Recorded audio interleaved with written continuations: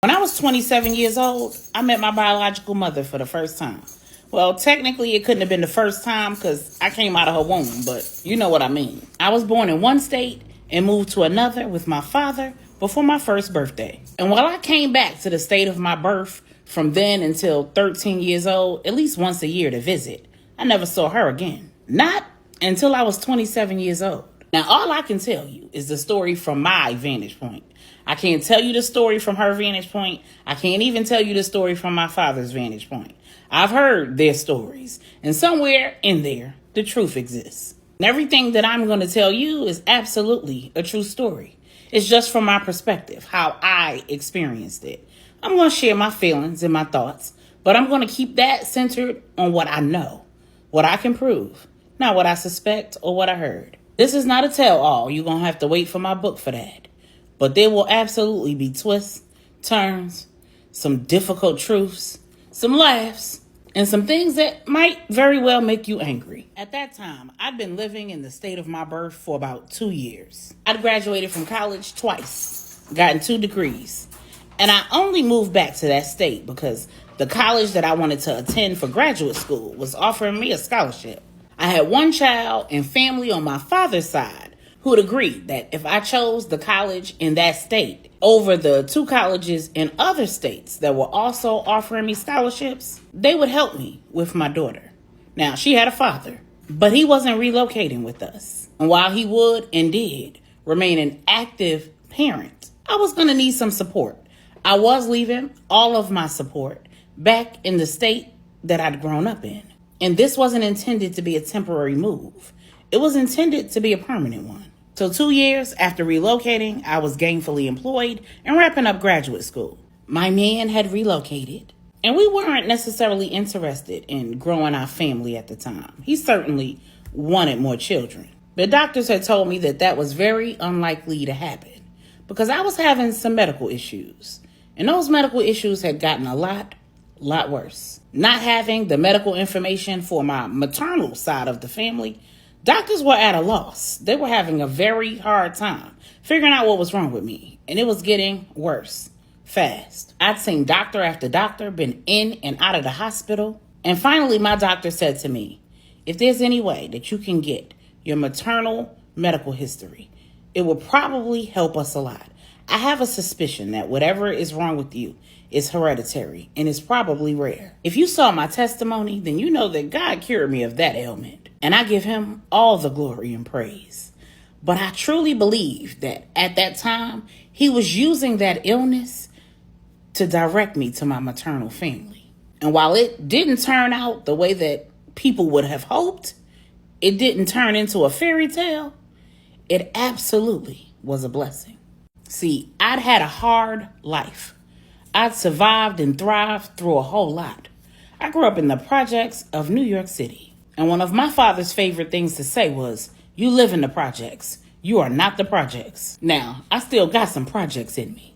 But what he was trying to say is that I was more than my circumstances, more than my environment, and that the expectations for my behavior and my future were not what I saw around me on a daily basis. I couldn't do what my peers were doing.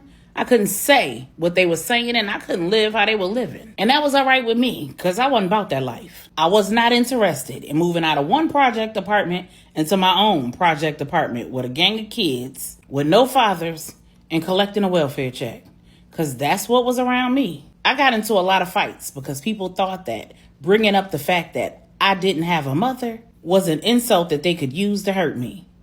I didn't get into the fights because the insults hurt. They really didn't. I got into the fights because I didn't respond the way they expected me to. See, I have always had the gift of gab. So when they went low, I didn't go lower.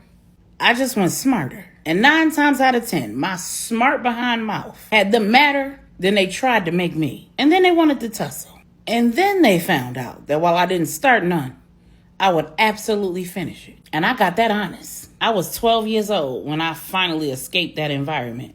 And I say escaped because that was the primary reason why I wanted to relocate. I did not want to raise my 4-year-old daughter in the city where I experienced the most pain.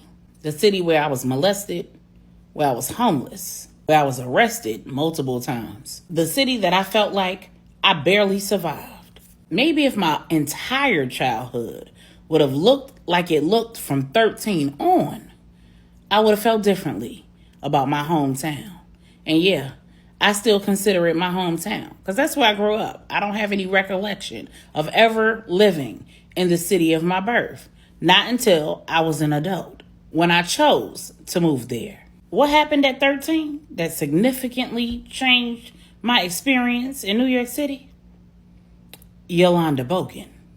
Remember, this is a story about how I met my MotherS. And I can't tell you about meeting my biological mother without telling you about my mommy. The short version of the story is I was a runaway. I'd been staying at friends' houses, on park benches, at the gymnasium in my high school because security didn't really do their job. And one day, I was at a boy's house and I was not comfortable. I called my best friend and she invited me over. I went over, we hung out, and when it was time to go, her mother surprised me. She said, "Where you going?" And while I was fully capable of lying, something about her said that I couldn't. I told her the truth. I didn't have nowhere to go. I was not going back to my father's house. And she could call the police if that's what she really wanted to do. But I wasn't going. She told me to stay there for the night. And she called social services the following morning. See what we could work out.